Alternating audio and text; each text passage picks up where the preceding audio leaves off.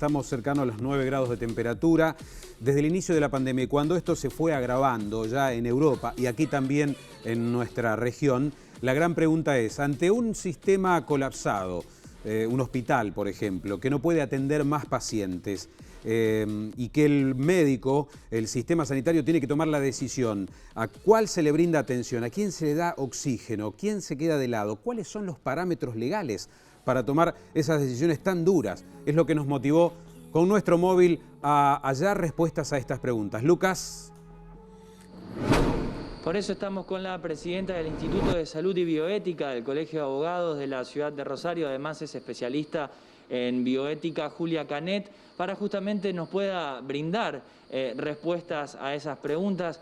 Julia, buen día. ¿Qué dice la bioética y qué pasa en un contexto como este, donde hay que elegir prioridades de camas, de elementos? ¿Cuáles son? ¿Cómo se elige? ¿Cuáles son los? ¿Hay protocolos existentes que le permitan al médico actuar de determinada manera? Muchas preguntas, buen día. Muchas preguntas que además son las preguntas tradicionales de la bioética, pero quizás surge la oportunidad de aplicar las respuestas o las elaboraciones que hacemos en la práctica, no sé, cada 100 años. Porque el dilema de la última cama es uno de los temas que se trabaja en bioética muchísimo, pero se trabaja en abstracto, ¿no? Cuando llega la ocasión de tener que realmente decidir, bueno, ahí se pone de resalto que realmente estas son situaciones dilemáticas. Un dilema implica que de las dos respuestas posibles, cada una de ellas involucra un nuevo problema, y este es el caso, ¿no? En concreto, en nuestra ciudad y en nuestra provincia, hace tiempo ya, en los inicios de la pandemia, que se elaboró una guía de pautas éticas, un protocolo a seguir para el caso de que fuese necesario, sobre todo en lo que tiene que ver con la asistencia respiratoria mecánica, que es el recurso más escaso en esta pandemia por las características del virus, poder, digamos, elegir qué paciente es candidato para acceder a ese recurso de una manera equitativa, digamos, basándonos en principios como la dignidad humana, la solidaridad y la justicia distributiva. Lógicamente nunca es agradable tener que hacer esta elección. Hasta el momento no se había tenido que aplicar estos protocolos, se elaboraron, como te digo, el año pasado, en el principio de la pandemia, y no fue necesario recurrir a ellos porque no hubo esta situación que parece estar presentándose ahora a la luz de lo que dicen las autoridades de falta de recursos, digamos, de muchos candidatos para recursos que de por sí son escasos. A grandes rasgos, ¿cuáles son los principales puntos que componen este protocolo y que permiten o ayudan, en realidad, entiendo, a un médico a tomar esa decisión de quién sí, quién no, quién después? Hay algunos principios generales que se siguen que tienen que ver con la idea de salvar el mayor número de vidas posibles con la mejor calidad de sobrevida que sea posible, porque también hay que evaluar esa circunstancia, ¿no? Cómo queda ese paciente cuya vida es salvada después. Después, el proceso de asignación, hay algunos scores que se llaman, que se utilizan, que son elaborados por profesionales de la salud, donde se tienen en cuenta las comorbilidades del paciente, la fragilidad del paciente, el estado del paciente antes de contraer COVID o de contraer la patología que lo lleva a la necesidad de atención en UTI. Hay criterios que por sí solos no pueden ser criterios de exclusión, como por ejemplo la edad.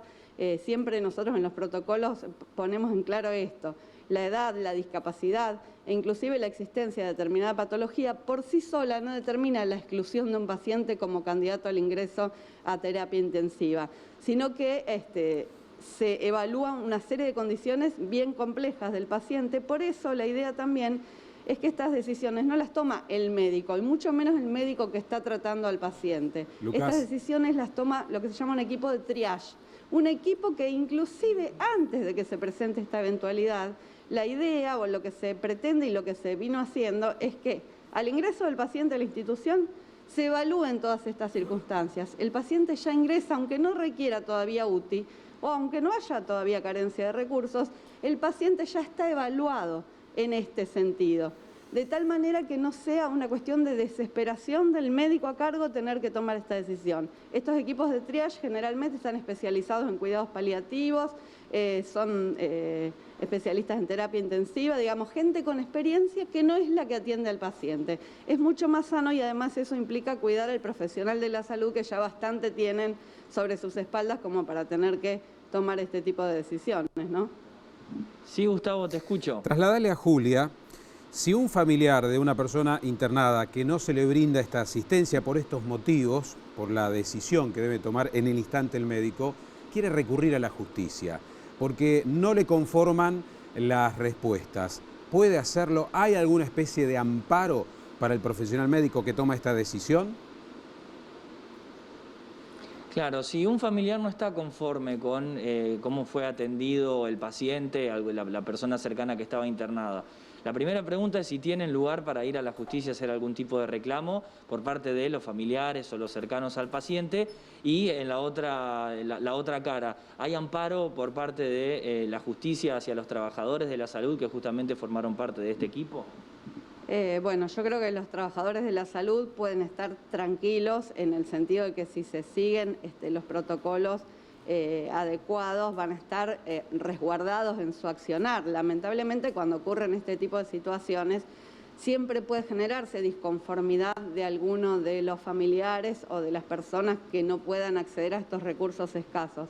Hay que decir también, es importante para llevar un poco de tranquilidad, me parece, a las personas, que el hecho de que una persona, supongamos, no pueda acceder a un respirador artificial, no quiere decir que deje de acceder a cuidados médicos. Los cuidados paliativos cumplen una función importante en estos casos.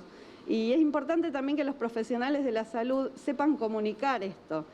Generalmente el profesional de la salud ha sido formado para curar, pero hay veces que las vidas no pueden ser salvadas. En el contexto de la pandemia y en general, digo, ahí es cuando cobran importancia los cuidados paliativos, el acompañamiento del paciente hasta el último momento de su vida de manera de brindarle confort.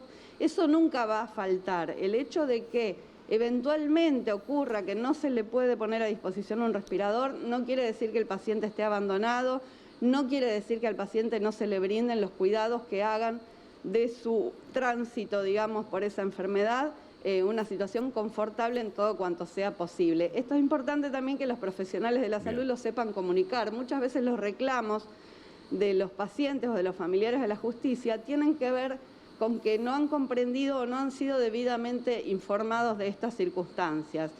Yo creo que los profesionales de la salud verdaderamente están haciendo un gran esfuerzo y creo que es donde se ve una enorme solidaridad. La verdad que todos los días nosotros nos enteramos de casos de profesionales de la salud que hacen tantísimo más de lo que les correspondería. Y me parece que esto merece ser destacado y merece que todos tratemos de comprender que sí, los recursos son escasos, pero con lo que hay se hace lo mejor que se puede, ¿no? Ahí está, Gus, entonces Bien. respondida a la pregunta.